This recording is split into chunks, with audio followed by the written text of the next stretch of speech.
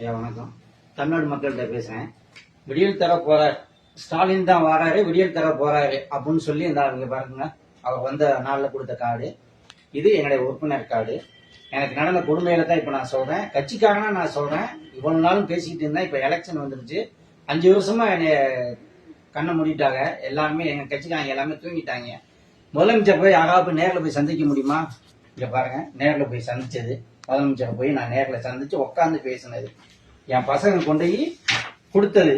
பச்சளம் குழந்தைகள கை நீட்டி பணம் வாங்குறாரு, கட்சி நிதின்னு சொல்லிட்டு வாங்குறாரு. அதே பச்சளம் குழந்தைகளுக்கு என்ன செஞ்சிருக்கணும்?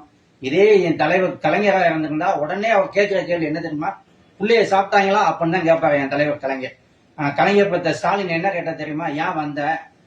எனக்கா நீ உங்க அப்பா அம்மா ஓட்டு போட்டாங்க, உனக்கு தெரியுமா? எதுக்கு அவங்களை கூட்டிட்டு அலையிற? இப்பெல்லாம் வந்து யாருக்கு ஓட்டு போட்டாலும் அங்கே போய் பாருங்கன்னா ஒரு நாட்டோட முதலமைச்சர் கேட்கிற. கேட்டீங்களா? நல்லா புரிஞ்சுக்குங்க மக்கள். இனிமேல் இந்த ஸ்டாலின் வேணுமா வேணாமான்னு மக்கள் தான் முடிவு பண்ணணும். ஏன்னா நான் முடிவு பண்ணிட்டேன் ஸ்டாலின் வேணாம் அப்படின்னு. ஏன்னா பச்சளம் குழந்தைய போய் கேட்டாலும் அவர் செய்யக்கூடிய ஆளு அவர் கிடையாது. அவரு செய்ய மாட்டாரு. அவர் எதுக்கு இப்ப ஆட்சியில உட்கார்ந்துருக்காருன்னா, அங்க அப்பா விட்டுட்டு போனதை திராவிட மாடல்னு சொல்ற பேரை கெடுக்க கூடாது வந்து உட்கார்ந்துருக்காரு. திருப்பியும் வரணும்னு நினைக்கிறாரு. மக்களுக்காக செய்யத்தான் முதலமைச்சர் வேணும். ஆனா முதலமைச்சர் எதுக்கு வராரு? பணத்துகளை சேஃப்டி பண்ணணும், கோடி கோடியா கடனை ஆக்கணும், மக்கள் தலையில கடனை ஆக்கணும். அவரை நம்ம முதலமைச்சர் பேரோட இருக்கணும் அப்படின்னு பாக்காரு.